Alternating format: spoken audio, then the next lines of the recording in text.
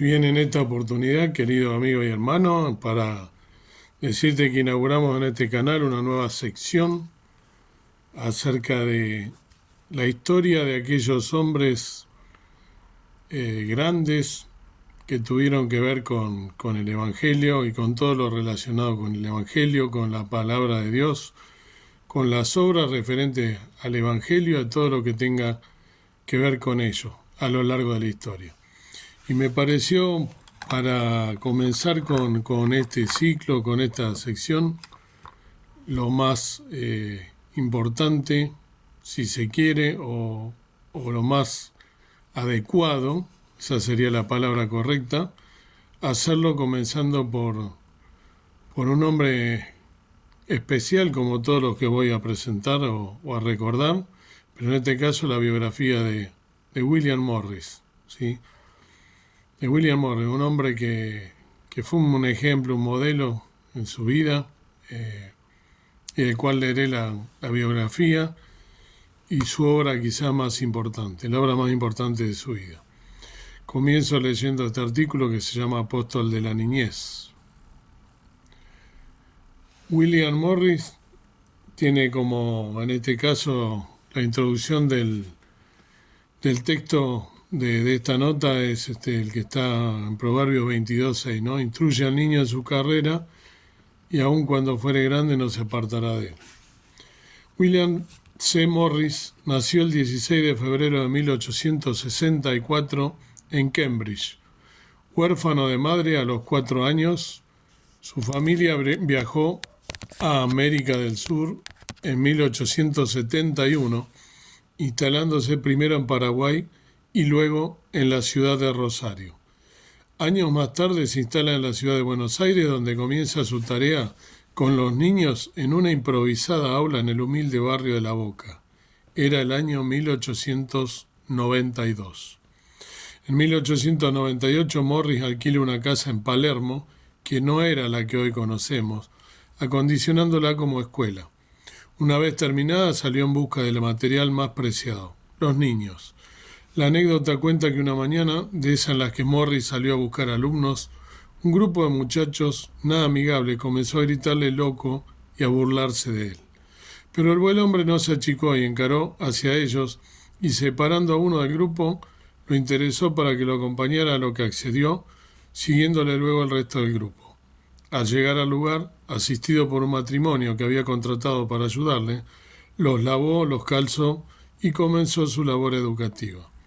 La matrícula inicial de su establecimiento fue de 18 muchachos. Al año siguiente eran 200. En un local contiguo abrió una escuela para señoritas, comenzando con 18 alumnas también. Al poco tiempo eran casi 200. Casi inmediatamente abrió otro establecimiento cerca del Arroyo Maldonado, con más de 90 alumnos. En total, en sus 3 primeras escuelas tenía más de 550 alumnos. Pero para llevar adelante su tarea, Morris necesitaba recursos. Y así como salió a buscar a sus niños, salió a buscar los recursos. Contactó a Ernesto Torkins, un banquero, que no solo lo apoyó económicamente, sino que le abrió las puertas para llegar al entonces presidente de la Nación, Julio Argentino Roca. Sus escuelas fueron subvencionadas, pero la obra crecía, y con ella las necesidades y los recursos se hacían escasos. Morris se presentó entonces ante la Cámara de Diputados pidiendo a algunos de sus miembros que visitaran sus establecimientos. Luego de hacerlo, todos coincidieron en lo visto y se decidió dar una partida para las escuelas del señor Morris, dentro del presupuesto asignado al Departamento de Instrucción. En 1913, los beneficios de la obra llegaban a más de 5.000 niños. No le faltó oposición por su carácter de cristiano protestante, pero tuvo también sus mecenas, incluso en las esferas oficiales. Algunos presidentes argentinos, los generales Bartolomé Mitre, Julio Argentino Roca y Marcelo T. de Alvear, a Antonio Sagarna, ministro de Instrucción Pública y luego juez de la Corte Suprema, a Ramón J. Cárcano, presidente del Consejo de Educación. Mientras todo esto sucedía, Morris seguía soñando y accionando a favor de los niños. Pensaba en crear una casa del niño. Antes de poder concretarla, había establecido otros sistemas, como la entrega de niños huérfanos o desamparados a familias bien establecidas, algunas veces pagando una suma de dinero y otras alentando a las familias a que los adoptasen de acuerdo con la ley. Finalmente, el 29 de mayo de 1925, funda el hogar El Alba, para niños huérfanos y desamparados, el que fue posible gracias a la donación de un amigo de su obra, José Solari, un italiano quien, como nuestro buen amigo, era huérfano. En su inauguración, Morris expresó: la obra pide, pero la obra da, y da mucho. Es positiva, es hermosa, es vuestra. Amadla de todo corazón. Ayudadla, aunque el hacerlo costara algún sacrificio, y Dios, que la ha bendecido hasta el día de hoy, la seguirá bendiciendo y bendecirá todo sacrificio a favor de obra tan noble y sagrada. Los años posteriores fueron de grandes dificultades económicas, sobre todo durante los primeros años de la llamada década infame. Sin embargo, la obra de Morris aún perdura en los miles de niños que fueron alcanzados por su amor, porque Morris no hizo otra cosa que la obra de Dios, y como nuestro buen Padre, se acercó a los más vulnerables, a los más tiernos, a los más débiles. Un mes antes de morir, cuando ya no le quedaban fuerzas ni para tomar la pluma y escribir, le pedía a su amigo Antonio Sagarna que intercediera ante el presidente Justo por las subvenciones atrasadas y para que no descuidara las escuelitas, los talleres donde se enseñaban oficios, el hogar El Alba, los más de 7.000 niños, los maestros. William Morris partió con el Señor el 15 de septiembre de 1932 en Soham, Inglaterra. Junto a él estaba Cecilia, su compañera y colaboradora por más de 30 años. Hermosa la historia, que es parte, voy a leer ahora otro artículo más de la biografía de este precioso hermano. Y esta se titula William Morris, todo por Dios, por mi patria y mi deber. Poco recordado en la actualidad, hubo una época en la que el educador religioso y filántropo anglo-argentino William C. Morris fue reverenciado como una suerte de santo moderno, en más de 30 instituciones desplegadas por la ciudad de Buenos Aires, con importantes apoyos de figuras adineradas de la época y de organizaciones misioneras. Durante 40 años, él dedicó gran parte de sus esfuerzos a sacar a niños y jóvenes de la pobreza, dándoles una educación y oportunidades de salir adelante. Los 15 de septiembre se conmemora en el país el Día de las Escuelas Evangélicas en honor a este inmenso educador. En los bosques de Palermo, sobre la avenida Figueroa Alcorta, se alza un monumento de los tantos que hay en la ciudad de Buenos Aires que recuerda a un tal William C. Morris. El nombre, de tantas veces visto en plazoletas, en calles, escuelas o instituciones varias, probablemente no resulte demasiado desconocido para el observador argentino. Menos conocido quizás sea el hecho de que detrás de ese nombre se oculta la historia de una de las obras educativas más influyentes e importantes desarrolladas en el contexto nacional. Fundador de las llamadas escuelas e institutos filantrópicos argentinos, William Case Morris había llegado al país de niño, casi por casualidad. Nacido en Soham, cerca de Cambridge, Inglaterra, el 16 de febrero de 1864. Para 1872, a poco de la muerte de su madre, su padre había decidido embarcar a la familia al Paraguay. Aparentemente la idea era armar una colonia cerca de Itapé, pero apenas llegados el proyecto fracasó y los Morris decidieron trasladarse un poco más al sur, instalándose en la provincia argentina de Santa Fe. Una vez en el país, las versiones sobre lo que sucedió varían. Hay quienes creen que fue a parar a Rosario y hay quienes aseguran que el joven William debió trabajar en el campo ejerciendo tareas domésticas para un patrón tirano, pero en todo caso lo que sale en limpio suele ser la idea de que, a pesar de su condición de pobreza, él siempre intentó salir adelante con su intelecto. Obsesionado con la lectura y el aprendizaje, aunque no llegó más allá del tercer grado, cuando en 1886 llegó al barrio porteño de La Boca, encontró su vocación de maestro. La miseria y la falta de posibilidades que vio en los conventillos apeló a su sensibilidad cristiana y, con el apoyo de la misión metodista de La Boca, a la cual también se ordenaría como reverendo en 1889, en 1888 pudo abrir la primera escuela para los niños pobres de la zona. Las dificultades económicas para sostener la incipiente obra, sin embargo, lo obligaron a divisar nuevas formas de seguir adelante. Así, para 1895, Morris viajó a su Inglaterra natal para buscar el apoyo de accionistas que pudieran llegar a tener un interés en el país. Según él mismo le relató a Adolfo Lanús en una entrevista para Caras y Caretas en 1930, su pensamiento fue: ganan dinero con la República Argentina, ellos pueden ayudarnos. En su relato, Morris también recordaba que la primera persona a la cual visitó, un tal Lord Kinnaird, un escocés accionista del ferrocarril, ya aceptó ayudarlo con 100 libras esterlinas. Es justo que devuelva algo a aquel país, le dijo, y nada mejor que la obra que usted realiza, señor Morris. Rápidamente vinieron otros donantes y con sus aportes Morris pudo resolver la situación en La Boca, pensando en crecer. Ahora convertido al anglicanismo y contando con la ayuda de la South American Mission Society, cuando retornó a Buenos Aires se apersonó en el Consejo Nacional de Educación y confiado preguntó en qué zona se encontraba la mayor cantidad de niños sin recibir educación. Cuando le contestaron Tierra del Fuego, él se quedó un tanto perplejo, pero los empleados del lugar pronto le aclararon que así llamaban ellos a la zona de Palermo por la distancia, la falta de escuelas, las chacras y los maleantes del bosque. Todos estos factores, se ve, no hicieron más que entusiasmar a Morris que, según Lanús, ese mismo día se fue a recorrer la zona.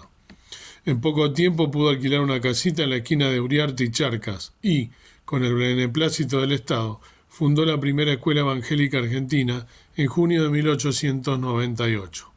En un año, los 18 alumnos iniciales, calificados por el reverendo como chicos vagabundos reclutados en el bosque, se habían multiplicado a 100, y la institución ya sumaba un satélite en la forma de la Capilla Anglicana San Pablo, encargada de realizar trabajo misionero en la zona.